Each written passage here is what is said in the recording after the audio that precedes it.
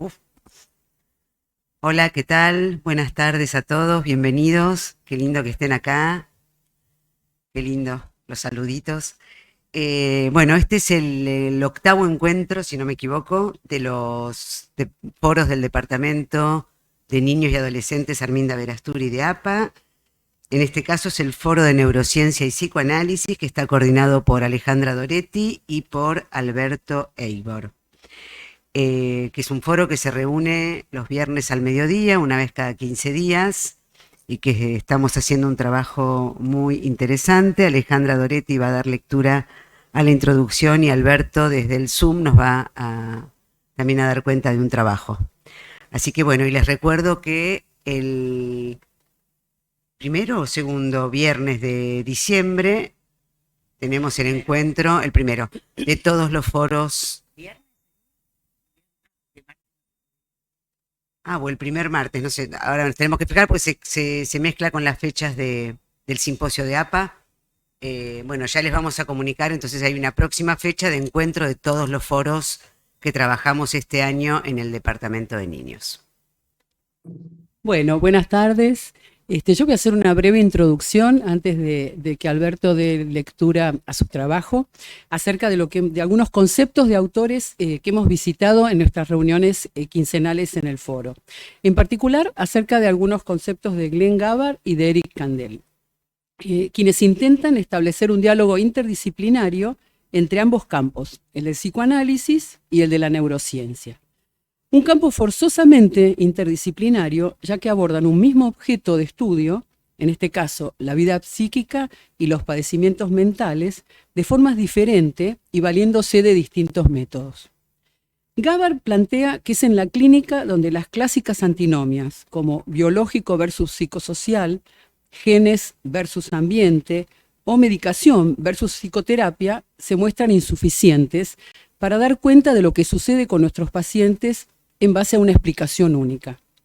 Mente y cerebro no son idénticos. La mente refleja la actividad del cerebro, pero no puede reducirse a una explicación neurocientífica. El cerebro es visto por un tercero en su funcionamiento biológico. La mente es una instancia privada del campo de lo psicológico. Ambos tienen diferentes lenguajes. Gabbard propone un dualismo explicativo, dos formas de conocimiento y comprensión, dos formas de explicación, teniendo en cuenta que ninguno por sí solo proporcionará una explicación completa. Propone sustituir el o el versus por la i. Los conflictos preexistentes pueden unirse a síntomas biológicamente dirigidos, como ocurre, por ejemplo, en la esquizofrenia, en las alucinaciones auditivas, en donde existe una alteración a nivel cerebral con un texto, un contenido que se basa en conflictos psicodinámicos del paciente.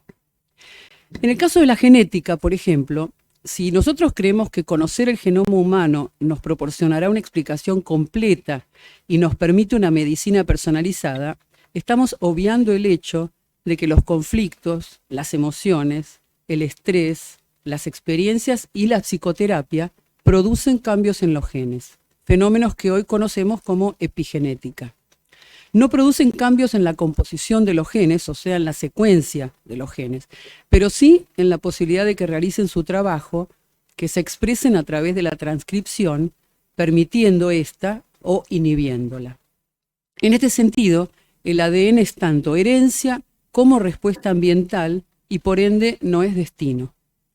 En el campo específico de los niños, Kandel menciona en referencia a los estudios genéticos en el autismo que no existe un único gen implicado, sino varios de ellos, como ocurre también, sabemos, en la esquizofrenia y en la enfermedad bipolar, que son tres entidades con una alta carga genética. Sabemos que los gemelos, que como conocemos comparten material genético idéntico, cuando uno de ellos padece autismo, la posibilidad para el gemelo de padecerlo es de un 90%. Notablemente más alta esta incidencia que entre los hermanos, que no tienen la misma carga genética, que esta incidencia es de un 20%, o de la población general, en donde la incidencia para el autismo es de entre un 1 y un 3%. Existen periodos especialmente sensibles en el desarrollo humano a nivel genético, ventanas, en que el ambiente por la vía del tipo de crianza debe favorecer la activación de determinados genes para que puedan cumplir su misión. Ciertas alteraciones de este trabajo genético harán que sean más o menos eficientes en su función de permitir, por dar un ejemplo, la producción de serotonina. Experiencias con animales nos muestran que determinados tipos de crianza favorecen o empeoran el funcionamiento de este gen relacionado directamente con la serotonina y con el manejo del estrés y la depresión.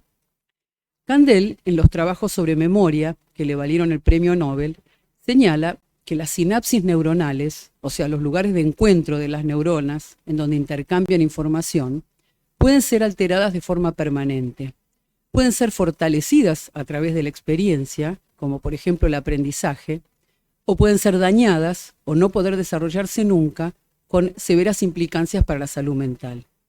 En este sentido, puede considerarse que la psicoterapia funciona como el aprendizaje en su posibilidad de establecer nuevas conexiones o fortalecer determinados circuitos cerebrales. El cerebro entonces es tan maleable como la mente a las interpretaciones. Otro ejemplo interesante en este sentido son las observaciones realizadas en cuanto a los cambios en el cerebro en el tratamiento de la depresión.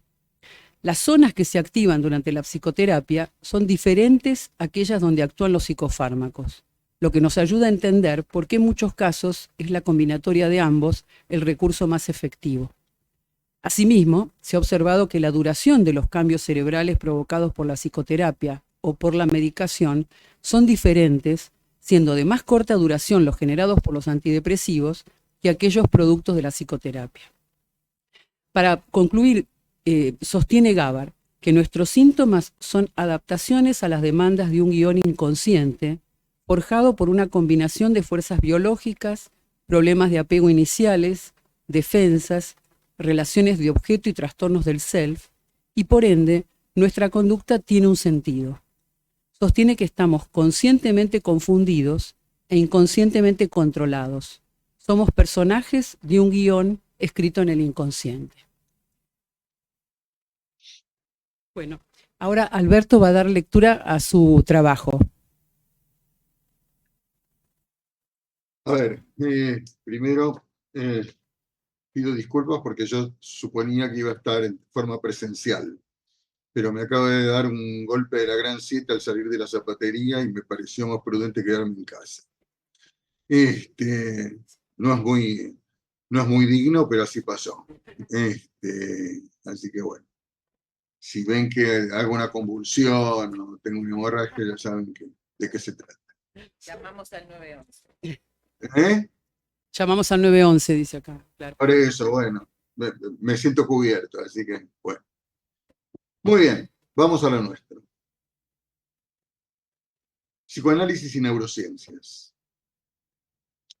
El término hace referencia a la intersección entre dos campos del conocimiento, las neurociencias y el psicoanálisis. A los fines de este artículo, de esta presentación, neurociencias incluye por lo menos dos campos diversos. Uno, los estudios de la mente en tanto producto emergente del funcionamiento cerebral y o neural. Dos, el conjunto de producciones conceptuales, incluyendo el psicoanálisis, abordados desde los paradigmas metodológicos de las ciencias naturales, especialmente las biológicas, o en interacción con estos paradigmas. Desde su surgimiento, el psicoanálisis ha tenido una tensión de intensidad variable con los modelos de la ciencia positivista de donde surgió. En efecto, Freud, al plantear el abordaje de los fenómenos conversivos, plantea una concepción de la parálisis distinta a la de la neurología.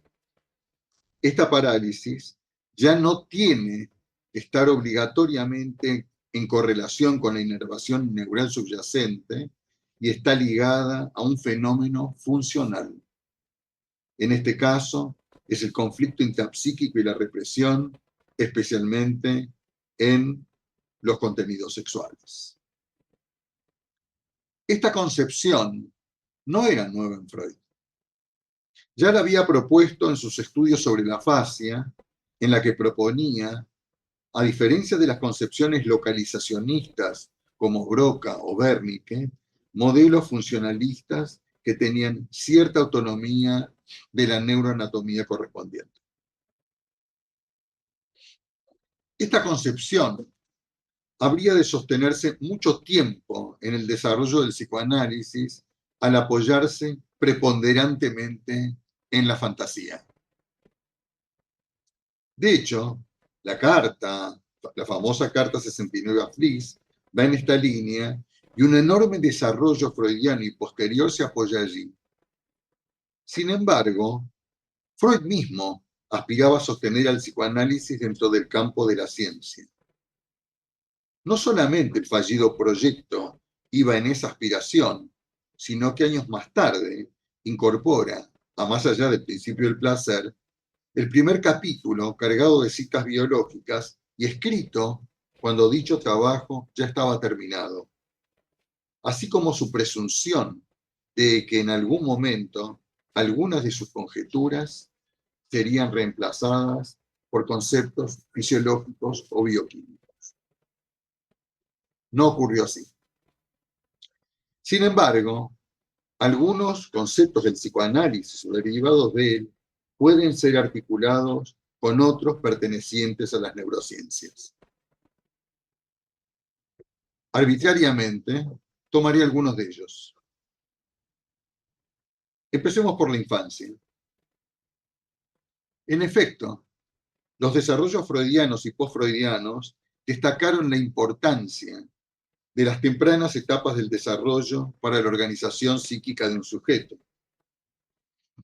Los estudios de neurociencia sobre el tema son fuertemente congruentes con algunos planteos del psicoanálisis, por ejemplo, en los escritos de Emde.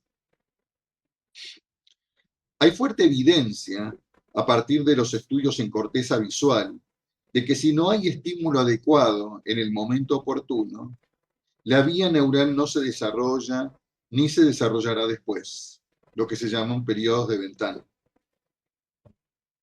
Pueden surgir vías vicariantes, pero la específica no se desarrollará. También allí, entre otros, se estudiaron los principios de la actividad neuronal, por la cual los grupos neuronales que disparan en simultáneo tienden a reforzar su asociación, y por el contrario, los que no tienden a debilitar su actividad, lo que se llaman reglas de Hebb. Así, surgieron modelos que explican cómo la experiencia, es decir, estímulos neuronales específicos, tienden a modelar las cortezas cerebrales correspondientes y a explicar cómo esas estructuras así organizadas tienden a procesar de un modo crecientemente diferenciado diversos conjuntos de estímulos neurales.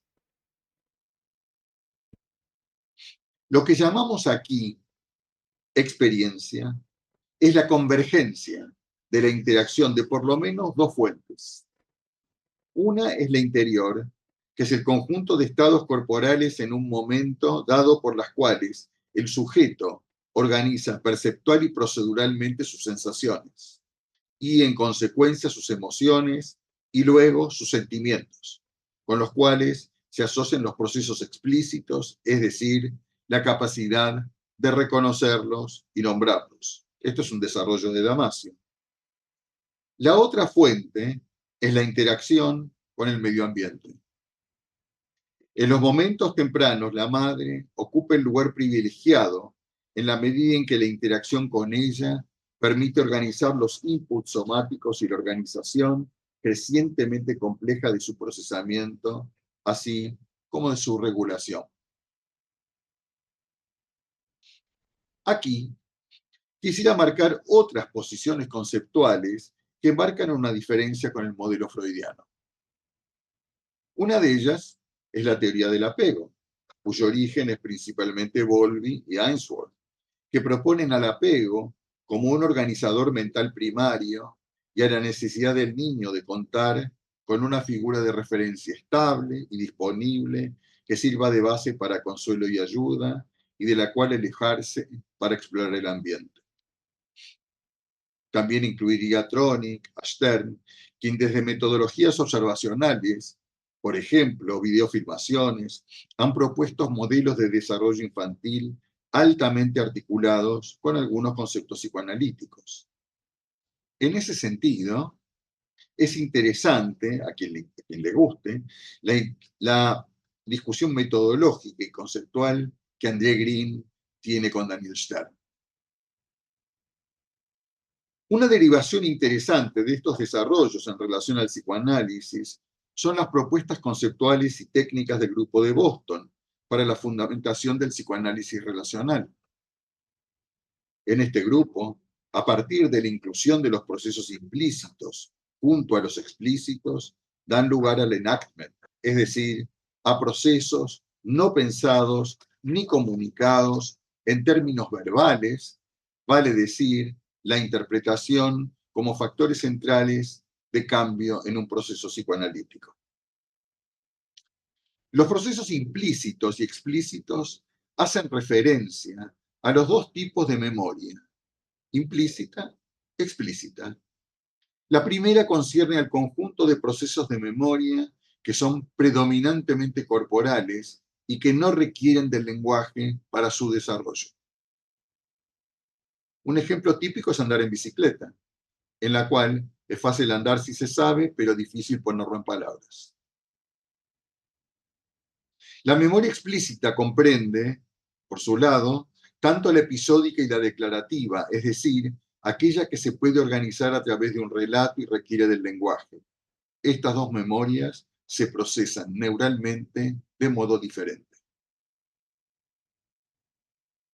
Aquí quisiera incluir los procesamientos espejo, los derivados del grupo de Amaniti y Galese, que a partir del descubrimiento de las neuronas espejo dieron fuerte impulso al concepto de que la interacción entre dos personas, especialmente la empatía, es directa, sin mediación en primera instancia del procesamiento explícito.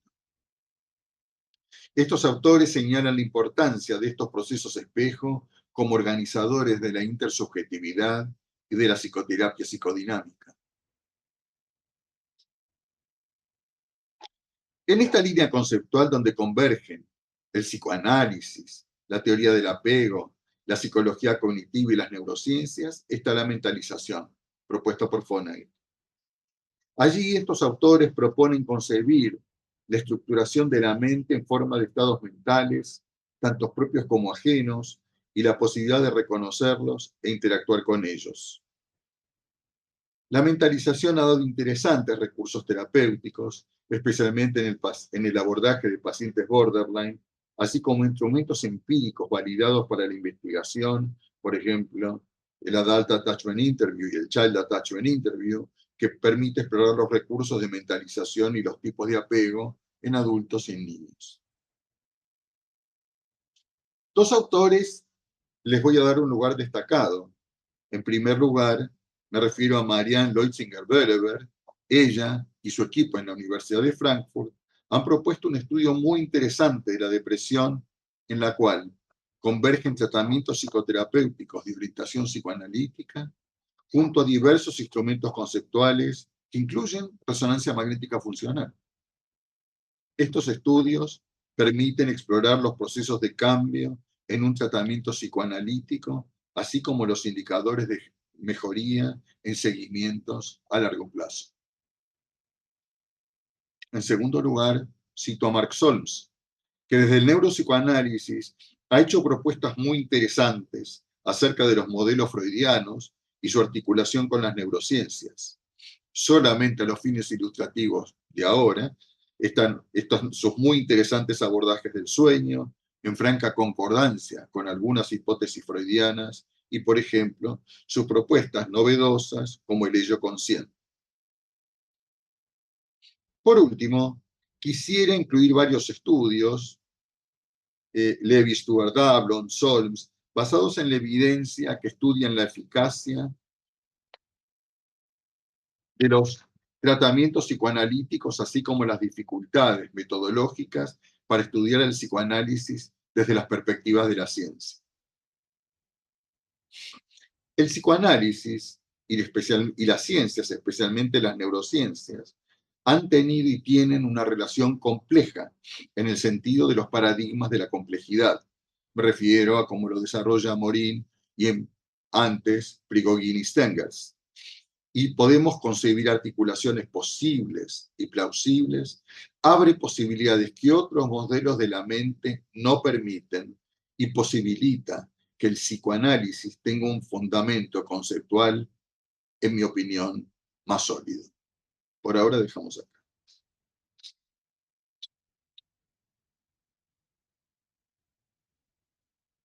Gracias, Alberto. Excelente. La idea ahora es entonces que intercambiar con los que están en el Zoom, que pueden levantar la mano, desmutearse y conversar con Alberto, con Alejandra y entre todos. Claro, los miembros no llego a ver quiénes están del foro, si querrían hacer algún aporte en base a alguna de las otras cosas que estuvimos leyendo. No llego a ver los nombres. Creo que está Silvia, ¿no? No está Silvia Duro. Está Silvia Duro, ¿no es cierto? Sí. No sé si está Juan José Calceta, no lo veo. Me parece que no está, no lo veo. No está. Patricia Winter, si está también. Está. Y creo que nadie más, ¿no? Porque Germán Weisbrot no podía estar en el mismo horario, así que no iba a estar hoy, seguro.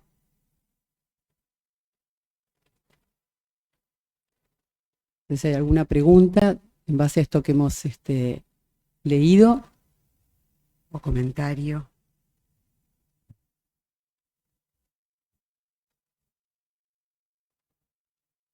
Silvia, tenés que activar el micrófono, Silvia. Está silenciada. Ahí está. ¿Qué tal?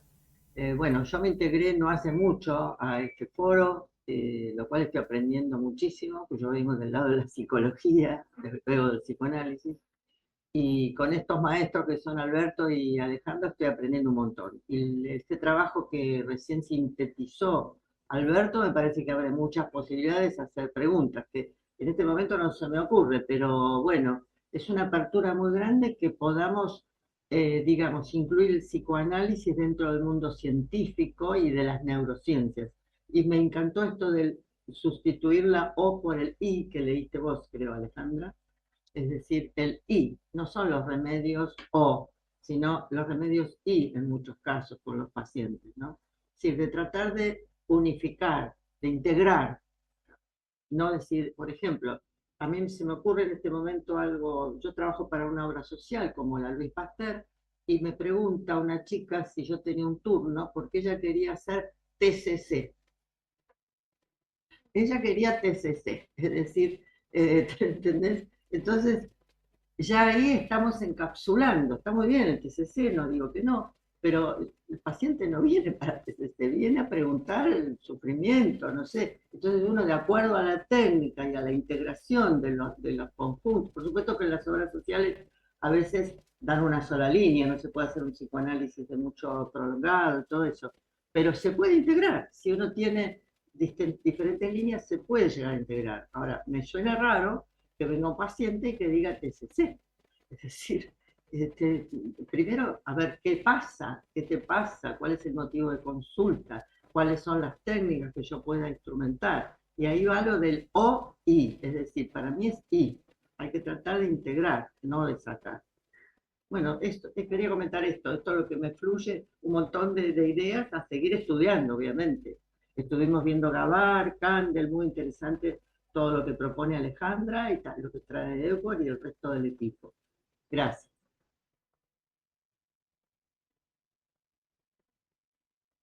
Sí, a mí me parece que a veces el O o el I están también al servicio de la resistencia, ¿no? Hoy en día escuchamos mucho esto, ¿no? Pacientes que vienen, yo soy tal cosa, soy alguno de los cuadros del DSM, o pacientes que dicen yo quiero una terapia pero no quiero que me hagan hablar de nada del pasado, ¿no?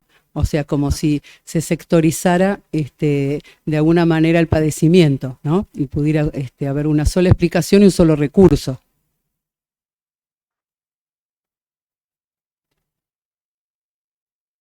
Rosa, ¿querés desmutearte?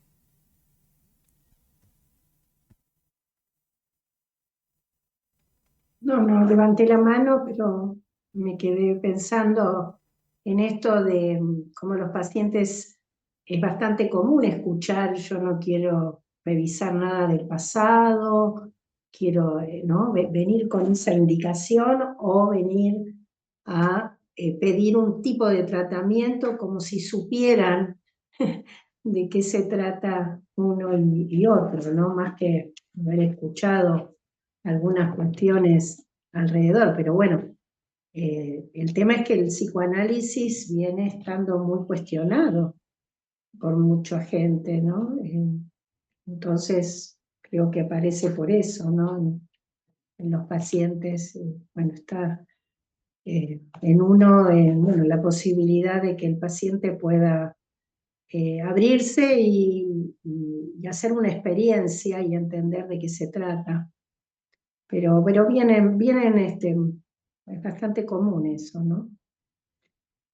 Yo creo también que el problema por ahí también puede venir de nosotros, a veces psicoanalistas, que nos cuesta la interdisciplina, como si no tuviéramos nada que aprender de las neurociencias, y yo creo que es maravilloso.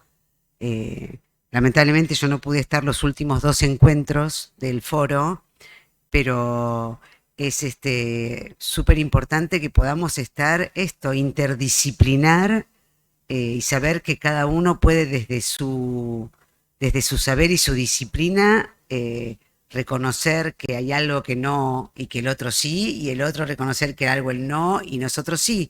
Y creo que es fundamental, yo creo que los psicoanalistas también tenemos un paso para dar en ese sentido, ¿no? Ahí Alberto quiere hablar, también Charo. Liliana se la Espera, vamos después, Alberto, o ahora. No tengo ninguna, lo puedo decir ahora, lo puedo decir después. Dale, después le damos la palabra a Charo, a Sara y a Clara. Y a Liliana, perdón. Y Josefina. A ver, una de las cosas que por lo menos, si vamos a hablar de nosotros, es no convertir esto en un muro de los lamentos, ¿no? Que no nos quieren y no nos dan bola, ¿no? Aunque a veces no nos quieren. ¿Qué va a hacer? Yo más bien, por lo menos una de las cosas que yo sí pretendo introducir fuertemente a la discusión es la tradición conceptual con que los psicoanalistas hemos llegado a esto, y también otros desarrollos de la ciencia han llegado a esto. Gran parte del desarrollo del psicoanálisis, y lo puedo extender después, se ha hecho sobre la idea de que el psicoanálisis no necesita otro recurso más que el psicoanálisis. Entonces, todo lo otro es la famosa extraterritorialidad, y que esto tiene que ver, como lo muestra muy bien Candel, con el tipo de desarrollo conceptual que se dio hasta los años 70 y 80, en la cual no había hipótesis alternativas, salvo para patologías muy específicas, ningún otro modelo alternativo al psicoanálisis. Y entonces, durante gran parte del desarrollo, de hecho hasta el DCM3, el desarrollo es eminentemente sobre un modelo psicodinámico. Por supuesto, en la medida en que surgieron nuevos modelos, primero nuevos modelos operativos, nuevos modelos conceptuales, nuevos recursos tecnológicos, ciertas cosas que podían tener un cierto desarrollo claramente empezaron a estar en tensión. Por lo tanto, yo planteo que eminentemente nuestra situación es la de estar en tensión estamos permanentemente en tensión con distintos campos del conocimiento. Y esto nos coloca en una situación incómoda, pero al mismo tiempo particularmente estimulante. Creo que el escrito, como lo trae Alejandra, es particularmente interesante, como en esta interfase, como la plantea Gabbard, o como la plantea de algún modo Candel, que a nosotros, obviamente con Alejandro le hemos discutido mucho, a nosotros nos gusta, porque nos coloca en una situación de estar permanentemente tensionados. Pero cuando estamos en esa situación de tensión, ¿sí?, verdaderamente, por lo menos, esto es una posición personal, nos coloca en una situación, en nuestra cultura, en la cultura compartida, en una situación incómoda. ¿Sí? Por eso no es tan sencillo. Por ahora, para. Gracias. Charo. Emma. Hola. Ahí estamos. Bueno, hola, muchas gracias, Ale, Alberto. A ver, yo creo que ya pensar el I-O no va, porque una de las cosas que plantea Alberto es que esto se enmarca dentro del paradigma de la complejidad, y nosotros hoy ya pensamos al sujeto humano, digamos, atravesado por distintas variables y dimensiones. A mí me gustaría además agregar, creo que, bueno, con Alberto venimos hablando mucho, especialmente en lo que tiene relación a pubertad, cómo esto también tiene implicancias en la clínica, digamos, ¿no? Porque si no nos quedamos desde un plano netamente teórico y cómo llevar esto a la clínica, cómo nos permite a nosotros comprender a nuestros pacientes, incluyendo, por ejemplo, cuestiones que tienen que ver con las neurociencias o con el desarrollo del cerebro, digamos, que también nos hacen, digamos, nosotros podemos ver un paciente dentro de una determinada patología, por decirlo de una manera, pero que la neurociencia nos permite una explicación que lo saca de ese lugar y permite otro tipo de abordaje. Entonces quería un poco como proponer, no sé, a ustedes si algo de esto podían traer, ¿no? Liliana, en el Zoom, no sé si estás muteada, no la veo ahora. Acá estoy. Ah, Bueno, no, yo los quería felicitar, la verdad me parece una conjunción que traen los dos muy, muy interesante. Y está este tema que, que creo que ustedes lo solucionan, que es el tema de los conceptos sobre la mente, que había como esquemas de funcionamiento mental más orgánicos y esquemas más difusos que se atribuían al psicoanálisis. Esto que ustedes decían, bueno, la terapia genera cambios en el cerebro que se pueden observar, me parece que es sumamente interesante para seguir en el camino de lo que es la conjunción, sabiendo que, bueno, después cada área se ocupará un poco más de lo suyo, pero en esto que decía Charo de poder integrar aspectos y que creo que en los trabajos de los dos se nota mucho esa línea y que es sumamente interesante, ¿no? Así que bueno, quería felicitarlos. gracias. Clara. Bueno, coincido con la felicitación y por ahí me quiero poner a ver algunos detalles a lo mejor de este puente, porque al final hablamos de la integración, por ejemplo, alguna que se me ocurre de lo que estuvieron planteando, esta idea de pensar los conglomerados genéticos y el porcentaje de incidencia de las ventanas y de las zonas de activación. Me parece que esto es muy importante en los diagnósticos que hacemos en primera infancia, porque ahí es donde tenemos que decidir frente a la interdisciplina. Si estamos viendo que algunas zonas de activación y algunos periodos de ventana donde vemos algún tipo de retracción o algún tipo de área que no responde de acuerdo a lo esperable, si todo va bien desde el punto de vista neurobiológico, ahí sería la incidencia de trabajar con una terapista ocupacional, de pensar que es necesario la activación de esas áreas más allá de lo que nosotros activamos en nuestro enfoque que va a ir más a lo vincular, porque si hay un obstáculo en lo vincular, porque hay áreas de activación que están descendidas, sin ser todavía, y ahí me refiero a los chiquitos cuando hablamos de un espectro autista, que no es un chico francamente dañado, sino que hay lo que nosotros llamamos en nuestra investigación retracción parcial en el desarrollo normal. Esa retracción parcial a veces responde a problemas vinculares. Podemos pensar que hay una depresión parental o hay alguna lo que llamábamos una díada deprimida en donde la bidireccionalidad está empobrecida por algún motivo. Pero si esa bidireccionalidad está empobrecida porque algunas zonas de activación están descendidas desde el punto de vista del sistema nervioso, a lo mejor ahí es rápido que entre esta idea de la estimulación o un trabajo más específico sobre esas zonas. Por otro lado, al revés, cuando queda claro que hay áreas muy descendidas, entonces la indicación del neurólogo o del pediatra del desarrollo es solo TO y psicomotricidad, y no vemos que eso va a producir un intercambio libidinal empobrecido, y que a lo mejor ese placer compartido necesario para la vitalidad, que también lo trabajó Daniel Stern y todos los psicoanalistas, está empobrecido desde lo vincular, bueno, va a hacer que sea más difícil aún que estas áreas empobrecidas se vayan desarrollando, porque si no va a haber libido, tampoco va a ser suficiente con la instrumentalidad. Entonces, a mí me parece que puntualizar los puntos que la neurociencia nos aporta para diagnosticar y plantear con más especificidad los abordajes y el lugar del analista en estas situaciones, bueno, quería escuchar su opinión respecto de esto y cómo lo van pensando para los diagnósticos tempranos. Josefina, ¿querés decir algo? Y después le damos la palabra a Alberto y a... Sí, quiero decir bastante.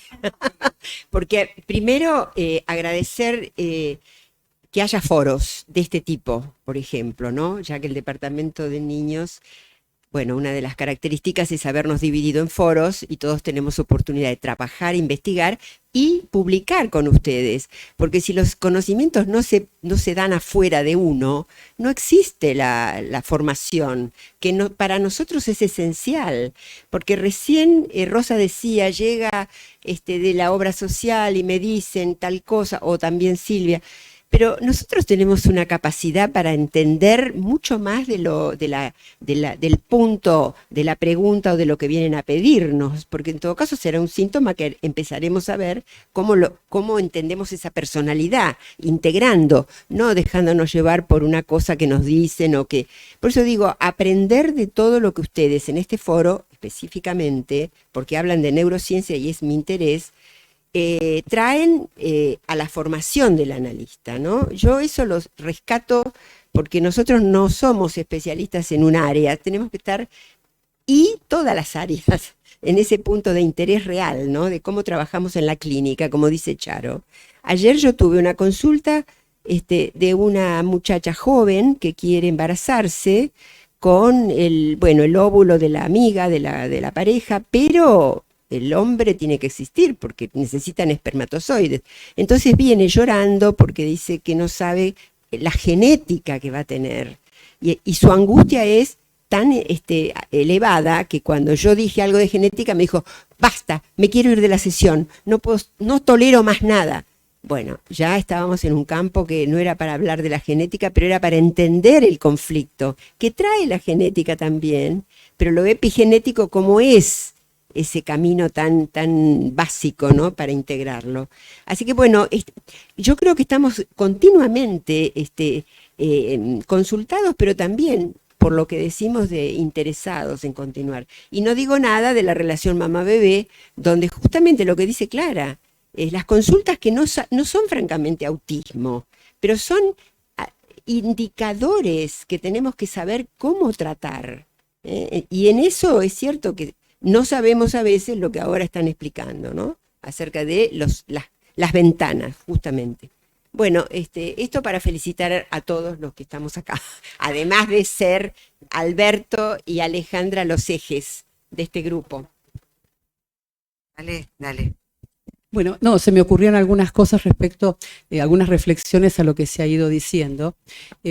Yo pensaba, ¿para qué nos sirve la neurociencia, no? Es descriptiva, nos va diciendo a nivel microscópico lo que por ahí no sabíamos, y vamos a tener como un análisis infinitesimal de lo que ocurre a nivel cerebral.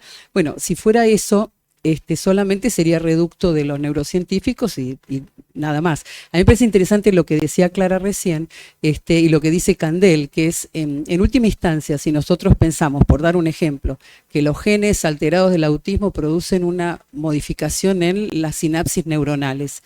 Esto no quiere decir que entonces es biológico, lo que quiere decir es que podemos empezar a pensar para actuar sobre las sinapsis neuronales. Y Candel dice, ojo que las sinapsis neuronales se modifican de muchas maneras, con psicofármacos, con aprendizaje, entonces él dice, ver cuando algo no funciona, nos permite ver qué circuitos están implicados. Y en la medida que vemos qué circuitos están implicados, también vemos cómo debe ocurrir, puede decir, en la normalidad, pero en la neurotípico, digamos. Y eso nos permite ir pensando lugares de acción, pero no lugares de acción biológicos, sino lugares de acción de todo tipo, biológicos y no psicosociales. Entonces me parece que es muy interesante esto de pensar no quién va a tener el origen de la patología, sino que cuanto más sepamos, más lugares de acción tenemos, más posibilidades. No tenemos que definir quién es el dueño del problema, sino todas las maneras en que podemos instrumentar recursos, ¿no?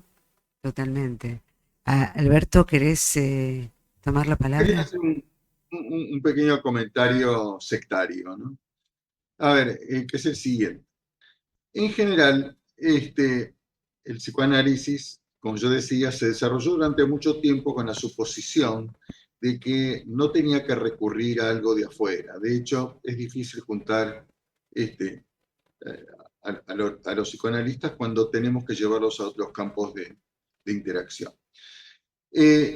Después viene el campo de las neurociencias, y entonces la suposición es que la verdad está en las neurociencias, sobre todo en el campo que tiene una especie de verdad fundada, lo que también tiene su fundamento, no es que es todo falso. Pero yo quisiera, digamos, dada que esa es la tensión, la fluctuación entre un sector y otro, por ejemplo, esa discusión en Francia acerca de si un psicoanalista puede o no tratar niños autistas, por ejemplo, ¿no? Es decir, esto tiene consecuencias prácticas concretas. Pero quisiera elegir un pequeño sector que es, si lo que digo no es un acto de vanidad, es en qué contribuyen de algún modo la comprensión psicoanalítica a este tipo de cosas. Por ejemplo, este planteo que hace claro de que sin individuo, ¿no? Las cosas no funcionan, ¿no? Por supuesto, es altamente probable que otros campos del conocimiento no usen la palabra libido como lo usamos nosotros. Eso es altamente probable, ¿no? Pero, de algún modo, aún campos muy duros, ¿sí? De algún modo, incorporan la idea que si hay cierto tipo de estimulación, de sincronización afectiva, de algún modo de coordinación entre el niño y su madre, entre personas, es decir, todo el conjunto de recursos interpersonales, lo que nosotros llamamos en el campo de lo libidinal, pero que en el otro tiene que ver con otro tipo de procesamientos, ahora me corro de cómo lo llamamos. A esta altura, sabemos que sin eso, ¿sí? No hay personas, no hay desarrollo mental, no hay cerebro, no hay neuronas, ¿no? Es decir, porque si no, me parece importante, quizás es un acto de vanidad. Sí, sí, ¿qué decías? No, porque acá Nora decía, no hay subjetividad, yo le decía, ni hay, ni se desarrollan los sistemas biológicos, ambos. No, exactamente, Claro. No hay ni lo uno ni Ni lo lo otro. otro, exactamente. Ni lo uno ni lo otro. Es decir, porque exactamente ese es el punto, porque uno y otro forman parte de ese conjunto, de ese sistema que funcionan allí. Por supuesto, nosotros no podemos tomar todo al mismo tiempo, por razones disciplinares, metodológicas, comprensión, etc. Pero exactamente, ni lo uno ni lo otro. Si no tenemos algo de ese conjunto, no está. Estaba pensando lo que decía Escardó, el pediatra, decía que los chicos crecen con amor y proteínas, que el amor solo no alcanza y las proteínas solas tampoco. Y cuando, perdón, Eso. eso. Y estaba pensando también cuando recién Ale preguntaba, ¿para qué nos sirven las neurociencias, no?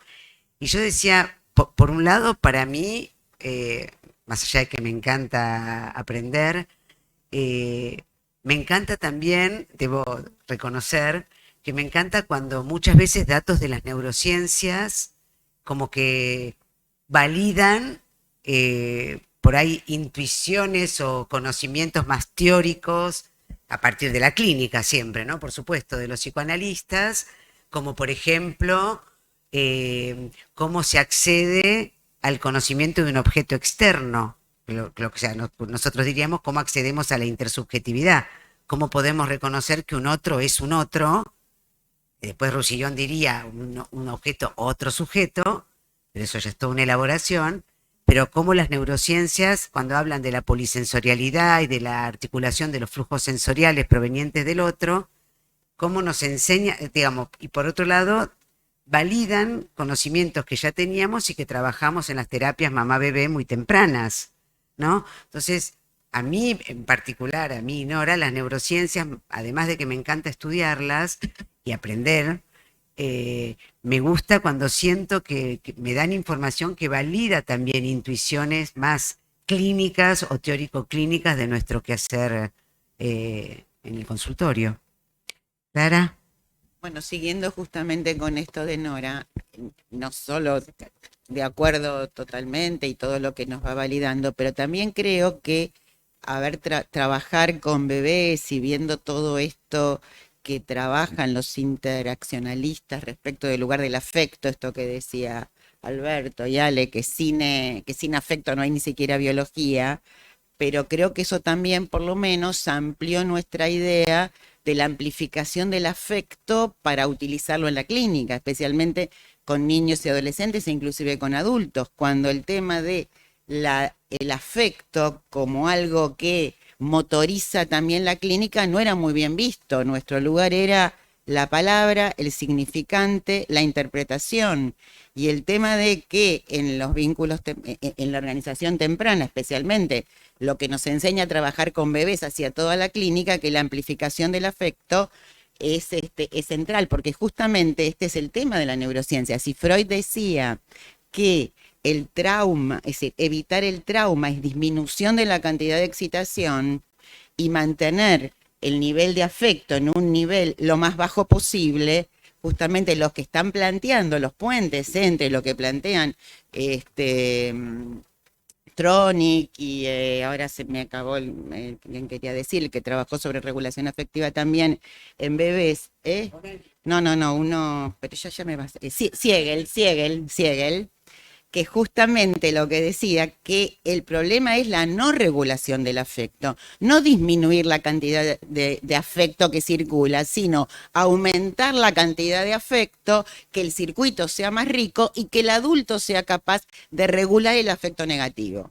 El afecto negativo no regulado es la potencialidad traumática. Y esa es la diferencia entre el afecto observable que encontró las neurociencias y el nivel de excitación que plantea Freud en la metapsicología, que es de otro orden, que es la cantidad traumática. O sea, el concepto de cantidad en Freud no es el afecto, es la cantidad traumática no regulada, que de alguna manera inhibe el proceso afecto-representación y que generaría esta idea de disminuir la potencialidad traumática, pero no la cantidad de afecto, no una madre exagerada. Entonces nosotros trabajábamos, por ejemplo, en las interacciones, la madre exagerada es potencialmente traumática cuando vemos que el bebé de la madre exagerada se retrae todo el tiempo y no logra acompañarla. Después podemos tener una madre exagerada con un bebé un poco exagerado y después veremos cómo se van a ir regulando. A lo mejor son todos medio brillantes. Ahora, ¿cuál es lo traumático, el potencial traumático? Y creo que hoy es central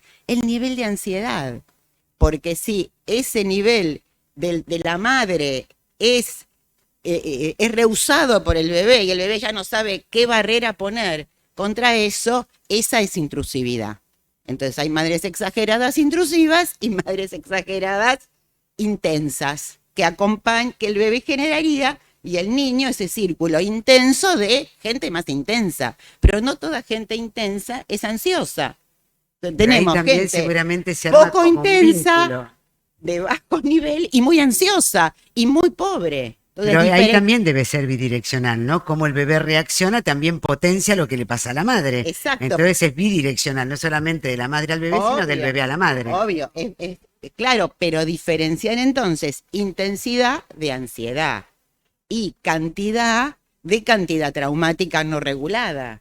Entonces, ahí me parece que está el circuito entre lo que sabemos de psicoanálisis, por eso Stern se opone a decir que dice que él está en contra de Freud, porque dice, el bebé busca aumentar la cantidad. no quiere disminuirla. O sea, en realidad el bebé buscaría aumentar la cantidad de afecto. Lo que pasa es que ahí, pero para mí ahí Stern no entiende el concepto freudiano de cantidad de excitación y lo homologa al afecto circulante. Y yo trato de diferenciar el afecto circulante, que es el observable, de la cantidad de excitación traumática que tiene que ver con afecto no ligado. Y ahí me parece que Stern no lo entiende. No sé vos qué opinas, Alberto, que leíste a Stern. Para mí, él no lo entiende, eso. A ver, fuertemente compartido, porque creo que para mi gusto, cuando, por lo menos lo que yo he leído de Stern, Stern se refiere, sobre todo en la discusión que él tiene, creo que podemos seguir, que es la discusión que él tiene con Mahler respecto de la situación de la presentación autista en los primeros momentos en el modelo de Mahler. Es decir, creo que una parte de la discusión acerca de la naturaleza social del bebé de entrada está en ese marco. Pero yo quisiera tomarme un minuto para una pedantería de mi parte, ¿no? Si me tienen paciencia, ¿no? Que es justamente cómo esto se articula con algunos campos de la neurociencia que le dan sentido. Por ejemplo, todos los modelos que vienen de el endofenotipo del transportador de serotonina, ¿no? ¿Podés repetir qué dijiste? Bueno, ahora va. Despacito, dale, porque es para psicólogos esto, no entendemos. Bueno, ¿qué va a hacer? Hay gente que no entiende. A ver, acabo de citar justamente, a propósito, ¿no? Solo para hacerles sentir la diferencia, ¿no?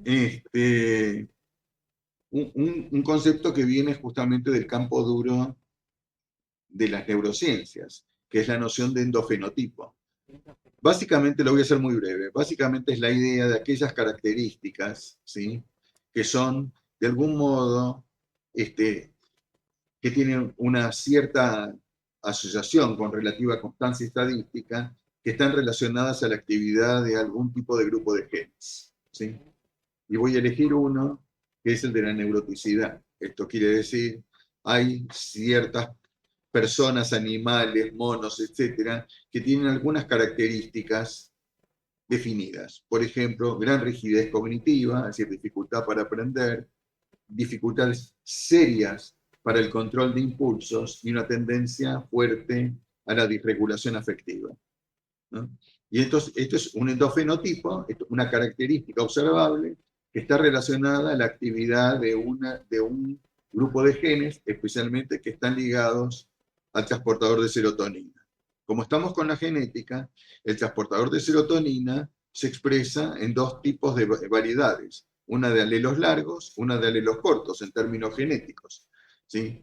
Las que tienen alelos cortos, esto quiere decir la unión de pares, ¿sí?, entre los padres, y ambos son alelos cortos, tienden a una fuerte tendencia a tener una disregulación de estas características, ¿no? Entonces, ese sería un modelo de neuroticidad ligado a un trastorno en el endofenotipo. Muy bien. Pero lo que también se sabe, para seguir con esta, disculpen mi pedantería, ¿no? Pero ya, digamos, lo que sí se sabe es que para que esto se exprese, esto con estar solo en el gen no es suficiente. Necesita de condiciones para expresarse. Entonces, se sabe que hay cierto tipo, esto está reproducido en ratas, ¿sí?, pero hubo un tipo, ¿no?, inteligente, que era primo hermano de Mastropiero, de Lelutier, Daniel Mastropieri, ¿no?, que reprodujo un experimento por el estilo en monos, en las cuales se sabe, a partir de los experimentos de Mine y Francis Liu, que las ratas malas madres van a tener hijas malas madres que van a ser malas madres, ¿sí? Y que cuando se coloca una rata buena madre en condición de buena madre, es buena madre, y cuando se coloca una hija de buena madre en mala madre, es mala madre. Muy bien. Cuando cambiamos las condiciones de una mala madre a una buena madre, tenemos una generación que es una buena madre. Y se sabe que esto está ligado al cambio en la estructura de las histonas y en las proteínas y la expresión del ADN. Muy bien. Por lo tanto, la estructura y el comportamiento tienen algún tipo de correlación directa. Con un agregado más. eso depende de la circunstancia ambiental. Cuando una rata, buena madre, corrige a una hija de mala madre, está dando nuevas condiciones de interacción afectuosa y modifica la forma en que el sistema se comporta. Lo que hizo, como esto es en ratas, y nosotros suponemos de que, aunque las ratas tienen una estructura altamente conservada a lo largo de la evolución, nosotros somos muy similares a las ratas, este tipo, Daniel Mestipieri, hizo una cosa muy inteligente, que es, agarró monos macacos, que son bastante cercanos a los seres humanos. Los macacos son, sobre todo los macacos, muy neuróticos. Entonces se ponen muy nerviosos muy fácilmente y el maltrato a la cría es muy frecuente.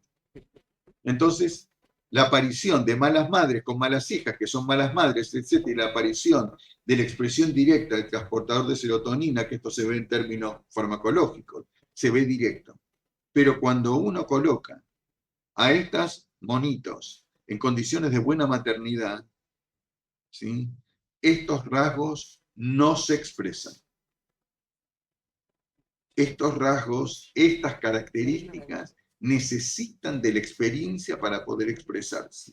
Esto quiere decir, una monita macaca que está puesta en condiciones, que ha tenido una mala genética, y va a aparecer todo esto, está en condiciones de ser bien criada, estas condiciones de la expresión del endofenotipo, de la neuroticidad, que está ligado al transportador corto de serotonina, todo eso no se expresa, necesita de la experiencia.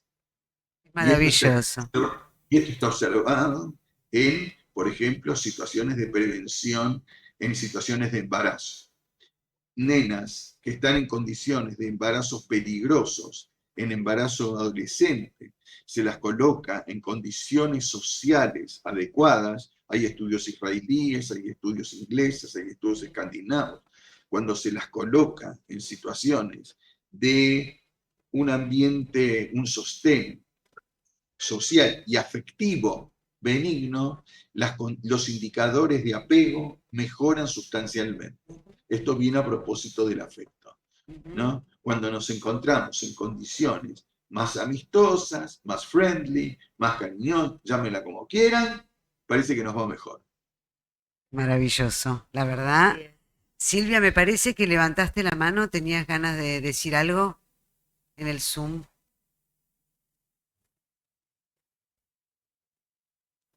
Tenés que desmutearte.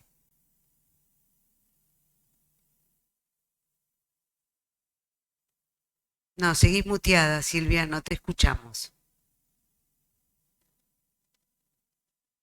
No, discúlpenme, tuve un llamado, tenía acá el celular, un llamado del médico, que cambió un turno médico y por eso atendí, y quizás levanté la mano, pero nada que ver.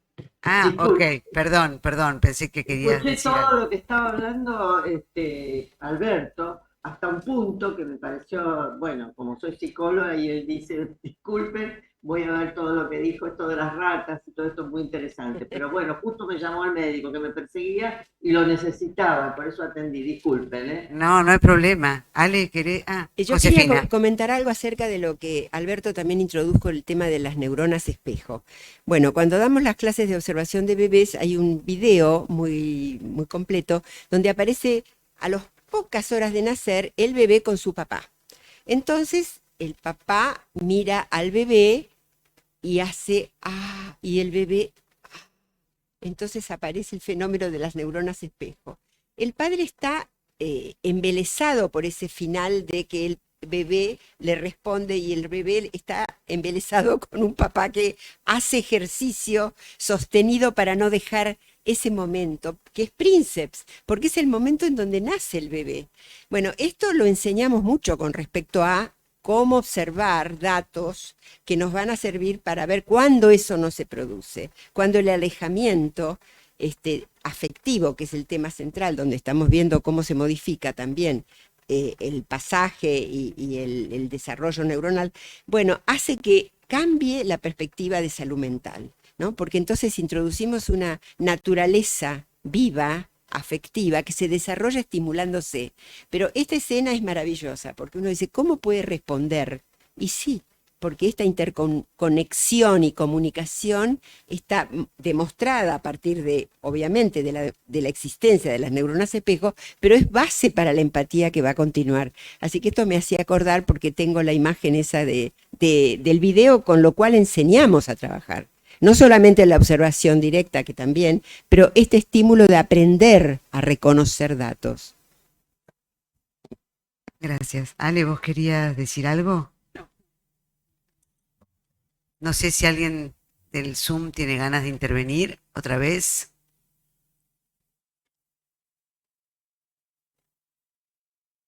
No. Dale, Ale. No, un dato que no es simplemente que algo que Candel cuenta de por qué Alberto menciona a los animales, ¿no? Y también mencionó cómo hasta la década del 70 no había ninguna otra manera digamos,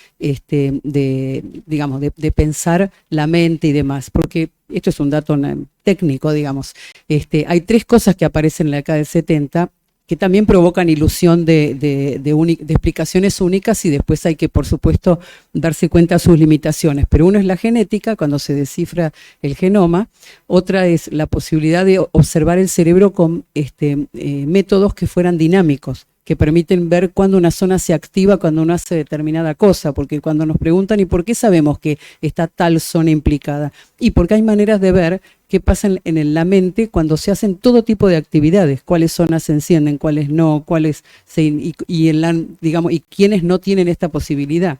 Y por último, los ejemplos de los animales, ¿no? Que es desde la mini experiencia de Candel con ese, no sé si era un organismo, un alga, no me acuerdo qué era, no, no es la mosca de la fruta que aparece en todos lados, sino es la otra, la fisia, ¿no? La fisia es un molusco. Un molusco. Bueno, que eso nos permite ir viendo, al ser tan similares también, estas otras cosas que contaba Alberto, porque hay un salto, ¿no? De repente hablamos de todas estas cosas y la de verdad es que a partir de la década del 70 todo esto se introduce masivamente, con la ilusión, el genoma iba a explicar todo. Bueno, no. Hubo que buscar la epigenética para entender por qué los chicos de orfanato tenían daños en la mielina, por ejemplo, en base al estrés, ¿no? Bueno, estas cuestiones, primero aparece el hallazgo y después hay que empezar a pensar por qué, cómo, y establecer puentes, ¿no? Como ejercicio científico. Interesante lo que decís de los orfanatos, porque y si pueden, véanlo, es un video que está en YouTube que se llama Loxi, un hogar para crecer, que es un hogar que creó Amy Pickler en Austria, en la calle Loxi, pues se llama Loxi, en Hungría, perdón, Budapest, que es un lugar que fue creado después de la Segunda Guerra con todos bebés que quedaron huérfanos, ¿no? Y en ese video se ve la diferencia entre lo que pasaba en este orfanato en Budapest, que ella creó con cuidadoras que estaban formadas para saber cómo hablarles, cómo cambiarlos, con los orfanatos, por eso me confundí de país, por ejemplo, en Austria o en Rumania, en otros países donde a los bebés se los trataban como pollos, cuando los lavaban y qué sé yo, cuando no se los medicaba, y vos ves como todos estos chiquitos están con rocking en las cunas, con la mirada perdida, totalmente idos, y los bebés de Amy Pickler, bebés cuidados, bebés que están bien, que bueno, obvio, son bebés de la guerra, son bebés huérfanos, pero en condiciones absolutamente diferentes, ¿no? O sea, esto de la epigenética, lo que decía recién Alberto con los monos, bueno, ¿no? O lo que decía también Clara con respecto al trauma, ¿no? ¿Qué es lo traumático y cómo también depende de lo que suceda en el medio ambiente con esos niños, ¿no? Me interesa que, Alejandra, cuentes esto de la mielina, porque los que no sabemos, la acción que depende de lo que recibe afectivamente y intercepta algo para no desarrollarla. ¿Podés explicarlo? Sí, en realidad es general, es respecto del estrés. El estrés provoca en cualquier momento, desde el embarazo en adelante, modificaciones en la posibilidad. Como decíamos, los genes no se cambian, uno no cambia el genoma, no cambia la secuencia de los genes. Lo que sí uno va a poder operar es las reacciones químicas que necesitan los genes, muchas veces sobre las proteínas que se forman en esos genes, que es la tarea de los genes es hacer proteínas que son los ladrillos para cualquier parte del cuerpo, lo que va a afectar es lo que pasa en esa capacidad de esa tarea. Que, bueno, son reacciones químicas, ¿no? Metilaciones o la inhibición de la metilación, etcétera, que por vía del estrés, que es en donde el cortisol suele alcanzar niveles muy altos y no naturales o no esperables, se modifican reacciones químicas y por lo tanto esa tarea que debe ocurrir, por ejemplo, que el cerebro vaya adquiriendo determinada mielinización, es cubrir partes del cerebro con mielina, que es una tarea necesaria para el desempeño de las redes y de los circuitos cerebrales. Esto se puede ver interrumpido en base al exceso de cortisol que provoca el estrés.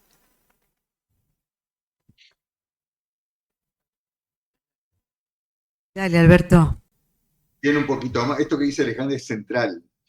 A ver, justamente lo que sí se sabe, hay muy fuerte evidencia, es de las primeras fuertes evidencias respecto de la interacción temprana, es que justamente la interacción temprana en la cría, justamente lo que regula en primera instancia es la organización de los receptores aminohialocorticoides.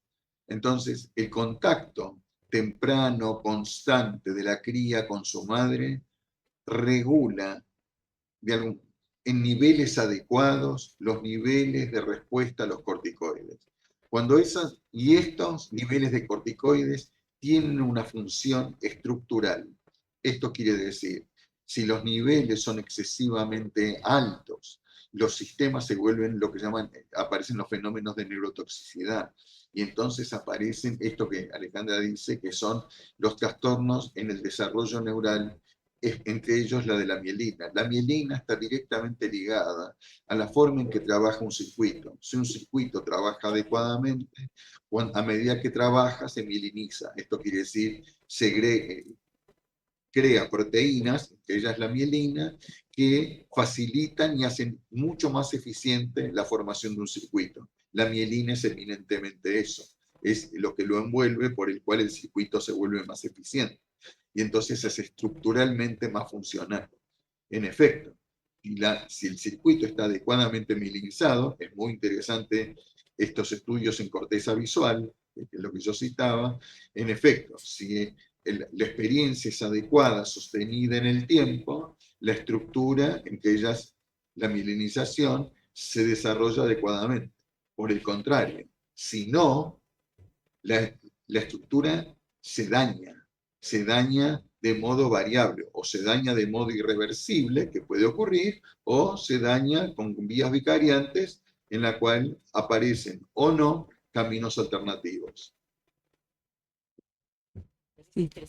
Claro, exactamente. Yo no sé si la idea de circuito es una idea que se comparte, como es por qué hablamos todo el tiempo de circuitos, porque hubo una primera etapa en donde se pensaba al estilo de las primeras hallazgos. Antes la única manera de saber qué pasaba en un cerebro era en una autopsia. O sea, alguien que había muerto de alguna determinada enfermedad, se hacía una autopsia y se veía si el cerebro estaba alterado. Esto dio un poco lugar a que las enfermedades que no tenían alteraciones se pensaba que no eran orgánicas. Porque era una idea más bien como localista, una zona alterada, una enfermedad. Después se empieza, y por eso las enfermedades psiquiátricas no eran orgánicas, porque nadie encontraba qué pasaba en un cerebro, y menos con los recursos de esa época, entonces no tenían un hallazgo anatómico. Cuando aparecen los medios dinámicos para observar el cerebro y demás, se empieza a ver que no es un lugar solo en el cerebro donde algo ocurre y explica. A veces sí, digamos, una zona dañada provoca una enfermedad, ¿no? Esto en la neurología se ve. Pero lo que más se ve es que en realidad el cerebro es un cableado gigante que tiene millones de rutas que se activan de distintas maneras ante distintos estímulos de los sentidos, ¿no? La vista, el olfato, el oído, la memoria, ¿no? Y esto también se vio cuando se operaba gente del cerebro y que se opera despierta muchas veces. Cuando se tentó problemas de epilepsia, se operaban con el paciente despierto porque es indoloro, el cerebro no tiene receptores al dolor. Entonces, cuando se estimulaba determinadas zonas, el paciente decía qué le pasaba. Y en una zona fue curioso porque decía, me aparecen memorias. Entonces, como había zonas que eran claras, se estimulaban algo de la vista, la corteza occipital, visual, etcétera, el olfato, etcétera. Pero de repente el paciente dijo, no puedo parar de tener memorias. Entonces se pensó, hay algún lugar del cerebro donde la memoria no es el único lugar, porque está conectado con miles de lugares del resto del cerebro. Esto fue como el cambio en cómo ir pensando los circuitos y un cerebro dinámico, como una gigantesca computadora conectada por todos lados, ¿no?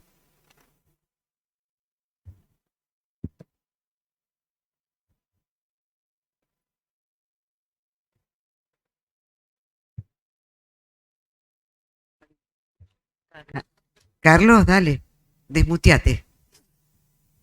No me di cuenta. Bueno, muchas gracias por la presentación, muy estimulante, de verdad. He leído de estas cosas a destajo, aquí y allá. Me bajé el libro de uno de psiquiatría de Gabar hace tiempo y no he tenido tiempo de leerlo. Así que les agradezco porque ustedes lo tienen muy estudiado y yo picoteo a medida que puedo y coincido con el enfoque interdisciplinario, coincido con mucho de lo que han dicho desde ya. O sea que primero agradecerles porque me parece una apertura muy importante para tener en cuenta en el presente con casos tan difíciles que tenemos, como los que mencionaba Clara, en la primera infancia, y el trabajo interdisciplinario. O sea que tengo mucho para aprender. Pero un comentario de lo que he aprendido cuando descubrí, sobre todo a partir de Hugo Bleichmann hace muchos años, lo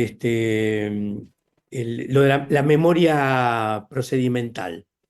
Me parece que en la clínica tenemos mucho para aprender de la memoria procedimental, obviamente, porque es lo que se da en acción sin pensar.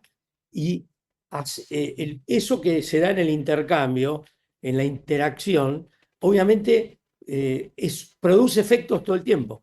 Genera efectos que nosotros como analistas y produce efectos y tenemos mucho para aprovechar de eso. Es obvio, probablemente para ustedes. Les digo en qué me ha ayudado a mí. Eso que no es evocable y que nos da una trama de la experiencia subjetiva grabada en el sujeto y que se da en acción.